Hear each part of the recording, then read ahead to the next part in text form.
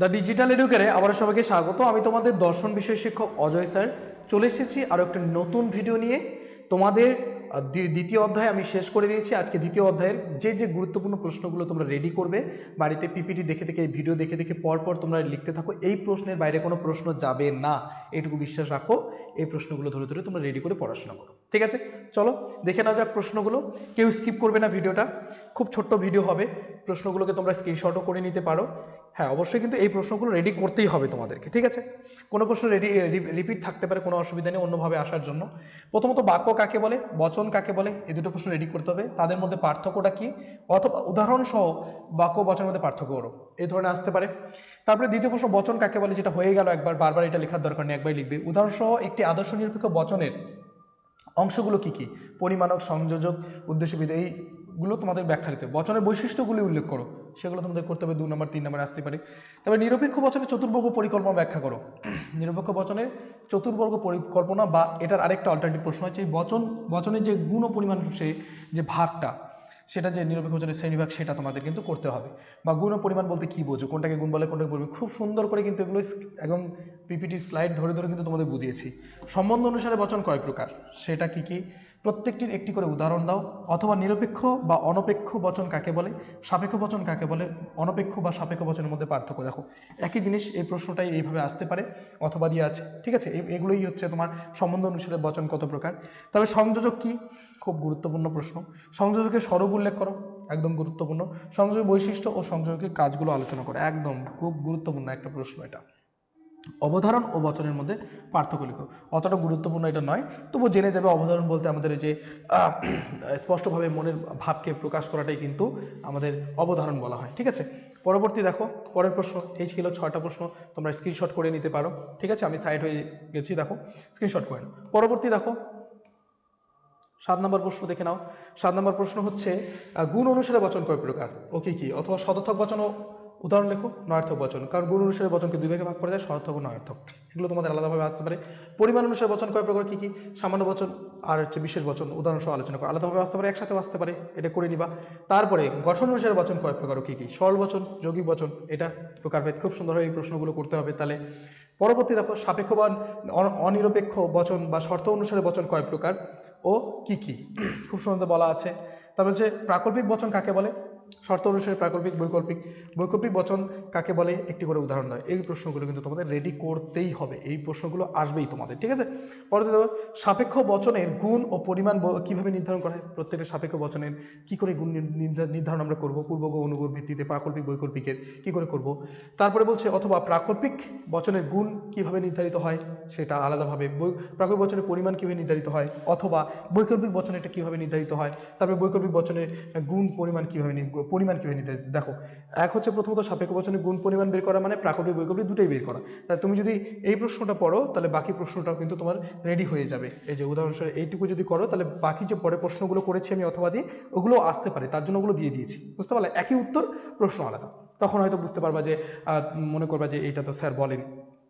নিরপেক্ষ বচনের গুণ ও পরিমাণ কীভাবে নির্ধারিত হয়, নিরপেক্ষ বচনে কী করে আমরা সংযোজকের ভিত্তিতে করি। আমরা সংযোগ যদি সদর্থক হয় তাহলে গুণ হচ্ছে সদর্থক, সংযোজক যদি আমাদের নয়ার্থক হয় তাহলে গুণ কী হবে বলো তো, নয়ার্থক হবে, তাই তো?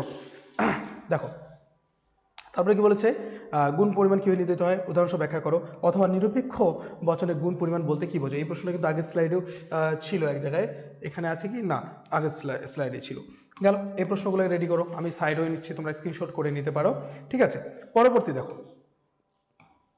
গুরুত্বপূর্ণ প্রশ্ন পরবর্তী। বিশিষ্ট বচন কাকে বলে, বিশিষ্ট বচন মানে আমাদের যে উদ্দেশ্যপদ, সেটা বিশিষ্ট পদ হবে, বিধপদ বিশিষ্ট পদ হবে, তখনই কিন্তু তাকে বিশিষ্ট বচন বলে, মানে একবাচক। একটি বিশিষ্ট বচনের কয়টি অংশ থাকে, 3টি অংশ থাকে, আমরা আলোচনা করেছি। কি কি, উদাহরণ সহ আলোচনা করো, একদম খুব সুন্দরভাবে আলোচনা করা আছে, স্লাইড একটা স্লাইডে কিন্তু আলোচনা করা আছে। তাহলে বচন কাকে বলে, পরবর্তী প্রশ্ন আবার বচন কাকে বলে, সেটা আমি করে দিয়েছি। বচন আকার কাকে বলে, বচন ও বচন আকারের মধ্যে পার্থক্য, অথবা বচনের আকার ও উপাদান বলতে কী বোঝো, একই জিনিস, এখানে তোমরা কিন্তু এটা করতে পারো, ঠিক আছে? এই প্রশ্নটা রেডি করবে। নিরপেক্ষ বচনের গুণ ও পরিমাণ কীভাবে নির্ধারিত হয় তা উদাহরণ ব্যাখ্যা করো, এটা রিপিট প্রশ্ন, আর এর আগের স্লাইডেই আছে, ঠিক আছে? পদের ব্যাপ্যতা কাকে বলে, ভেরি ভেরি ইম্পর্টেন্ট, খুব গুরুত্বপূর্ণ, এটা খুব সুন্দরভাবে রেডি করবে। পদের ব্যাপ্যতা বলতে কাকে বলে, বিভিন্ন প্রকার নিরপেক্ষ বচনে কোন কোন পদ ব্যাপ্য কোন পদ অব্যাপ্য তা দৃষ্টান্ত সহ আলোচনা করো, ঠিক আছে। অথবা পদের ব্যাপ্যতা বলতে কি বোঝায়, ব্যাপ্যতার নিয়মগুলি লেখো, ব্যাপ্যতার যে নিয়মগুলো রয়েছে। তারপরে এ ই আই ও, এইভাবে প্রশ্নটা হতে পারে। চারটা যে বচন এ ই আই ও বচনে কোন পদ ব্যাপ্য কোন পদ অব্যাপ্য, এইভাবেও হতে পারে। এই ব্যাপ্যতার নিয়মগুলোকে খুব ভালোভাবে মনে রাখতে হবে। তাহলে এইভাবে কিন্তু প্রশ্ন হবে তোমাদের গেল। তারপরে দেখো যৌগিক বচন কাকে বলে, সরল বচন যৌগিক বচনের যৌগিক বচন কয় প্রকার, 5 প্রকার। কি কি সেটা লেখো, প্রত্যেকটির একটি করে উদাহরণ দাও। সেই 5 প্রকার খুব সুন্দর করে দেখবে ভিডিওতে করা আছে। বিভিন্ন প্রকার যৌগিক বচনের উদাহরণ দিয়ে আকার নিরূপণ করো। তাহলে বিভিন্ন প্রকারের তাদের সুন্দর করে আলোচনাও আছে, আকারও দেওয়া আছে, উদাহরণ দেওয়া আছে। খালি দেখবা প্রত্যেকটা স্লাইডে আলাদা করে সুন্দর করে দেওয়া আছে, সেটুকু লিখে দিলেই তোমাদের হয়ে যাবে। তারপরে দেখো বৈধ যুক্তি বলতে কি বোঝো, একটা যুক্তিকে বৈধ কখন বলবো, যখন বৈধতার নিয়মগুলোকে মানবে তখন আমরা বৈধ বলবো। পরবর্তী যুক্তির বৈধতা কাকে বলে, যুক্তির বৈধতা বলতে আমি কাকে বুঝবো, যুক্তির আকারগত বৈধতা বলতে কি বুঝবো, তারপরে কখন একটি যুক্তিকে বৈধ বলা হয়। এই সমস্ত কিন্তু স্লাইডে পরপর সুন্দর করে করিয়ে দিয়েছি, সেই জিনিসটাকে তোমরা করে নিবে, তাহলে হয়ে যাবে। তাহলে একটি বৈধ যুক্তির উদাহরণ দাও, যে প্রশ্নগুলো খুব একটু ডিফিকাল্ট মনে হতে পারে তোমাদের।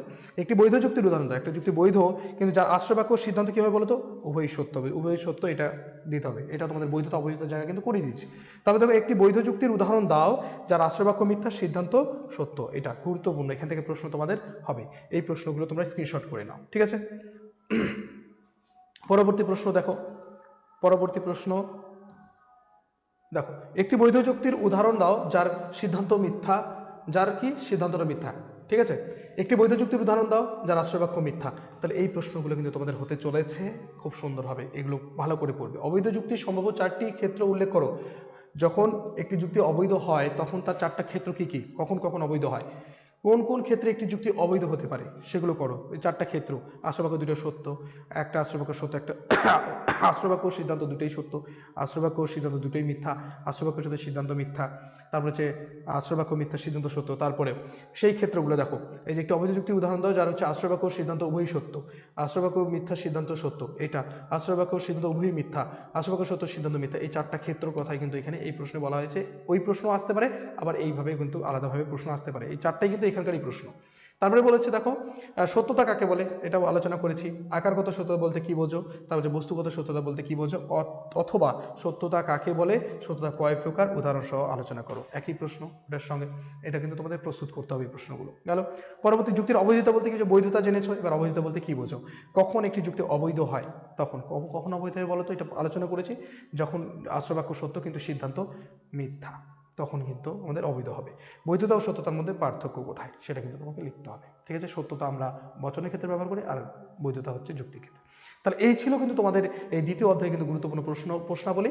তোমরা এই 24টা প্রশ্নকে রেডি করো, তোমাদের আর কোনো প্রশ্ন করতে হবে না, আর এর বাইরে কোনো প্রশ্নই হয় না, ঠিক আছে। তো ভিডিওটাকে শুরু থেকে শেষ পর্যন্ত দেখার জন্য তোমাদের অসংখ্য ধন্যবাদ। বন্ধু বান্ধবদেরকে শেয়ার করতে ভুলবে না, এবং কমেন্ট করছো না তোমরা, সেটা খুব খারাপ লাগছে। কমেন্ট করো, ডেসক্রিপশনে দেওয়া আমাদের গ্রুপের লিঙ্ক, সেখানে যুক্ত হয়ে যাও। সেখানে পশ্চিমবঙ্গের বিভিন্ন জায়গা থেকে বিভিন্ন ছাত্রছাত্রী যুক্ত রয়েছে, সেখানে যুক্ত হও। আমাদের গত এই যে 2025 যে সাল, নতুন বছর আসতে চলেছে, সেই নতুন বছরে কিন্তু আমরা নবম শ্রেণী থেকে একদম দ্বাদশ শ্রেণী পর্যন্ত সমস্ত ভিডিও প্রোভাইড করব। সেটা তোমাদের ভাই বোনদেরকে সবাইকে জানিয়ে দিও। এবার উচ্চ মাধ্যমিকের ভিডিও তোমরা সঠিক সময়ে পাবে, এবং তার সাথে সাথে কিন্তু প্রশ্নের উত্তর সমস্ত কিছু আলোচনা করাবে, ঠিক আছে। তো ভালো থাকবে, শেয়ার করতে একদমই ভুলবে না, কমেন্ট করতে ভুলবে না, ঠিক আছে। ভালো থাকো, থ্যাংক ইউ সো মাচ।